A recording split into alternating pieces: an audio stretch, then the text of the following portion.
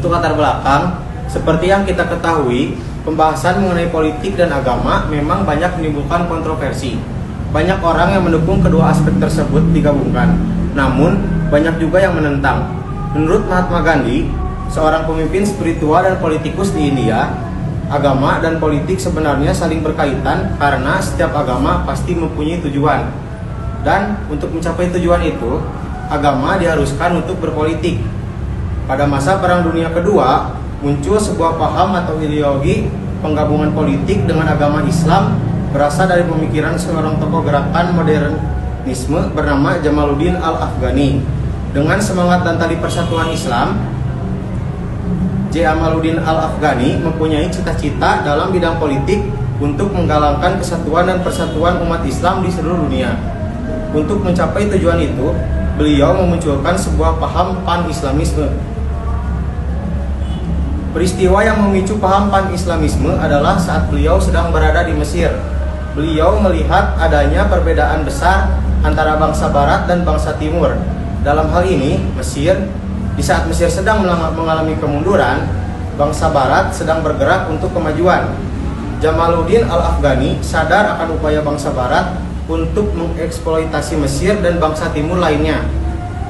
Karena hal ini, Jamaluddin Al-Afghani terdorong untuk mempersatukan umat-umat Islam di dunia, untuk memunculkan pemikiran-pemikiran baru agar umat Islam mencapai kemajuan. Gerakan Islamisme pertama kali ada di Mesir dengan munculnya organisasi Islam yang dikenal sebagai Al-Ikhwan Al-Muslimun yang didirikan oleh Hasan al-Banna tahun 1928. Islamisme dapat dikatakan sebagai wadah untuk umat Islam sekaligus pemberi semangat untuk bangkit dari keterpurukan yang saat itu dialami oleh umat Islam.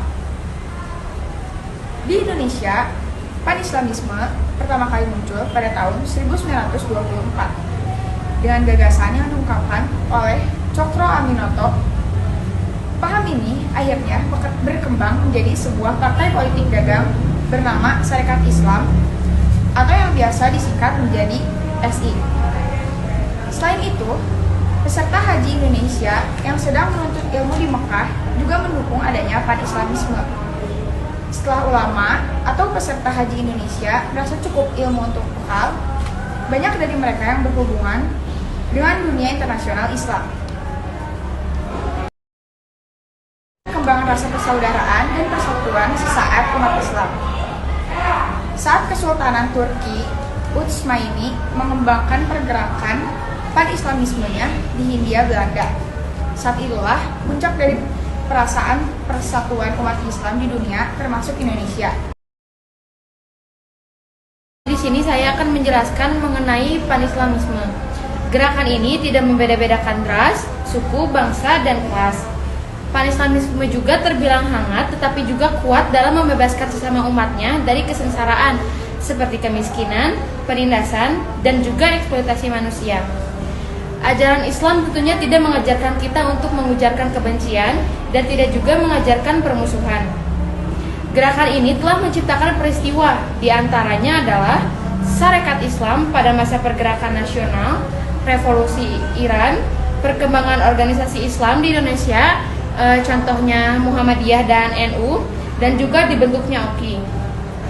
Di kehidupan sehari-hari, contoh penerapan pan-islamisme adalah takziah, memberikan bantuan atau sedekah kepada saudara-saudara seiman, dan juga dibentuknya suatu Liga Dunia Islam pada tahun 1962 dengan jumlah 42 negara untuk mempersatukan seluruh umat Islam di dunia dan mengatasi berbagai perbedaan bahasa, budaya, atau etnis di kalangan Muslim.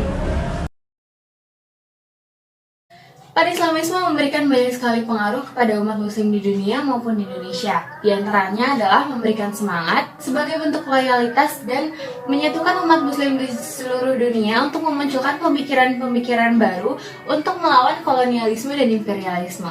Sekian dari kami. Mohon maaf bila ada salah kata dan salah ucapan. Wassalamualaikum